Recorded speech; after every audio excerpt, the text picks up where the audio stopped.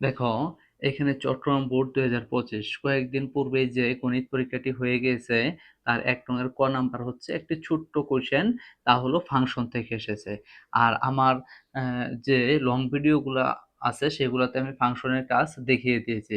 আর এটাতে আমরা যদি ফাংশনের ক নাম্বারটি সমাধান করি, তাহলে এখানে বলা হয়েছে f of x equal to 3x minus 4, 5x minus 8 হলে f of minus 3 এর মান কত?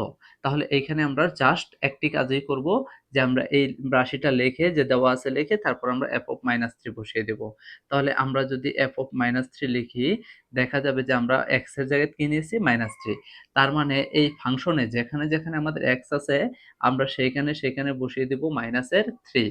এই যে মাইনাসের 4 ছিল পূর্বে থেকেই। 5 ইন্টু মাইনাসের 3 মাইনাসের 8। আমরা যদি এটিকে ক্যালকুলেশন করি, তাহলে আমাদের দাঁড়াবে মাইনাসের 9 মাইনাসের 4 মাইনাসের 15 মাইনাসের 8।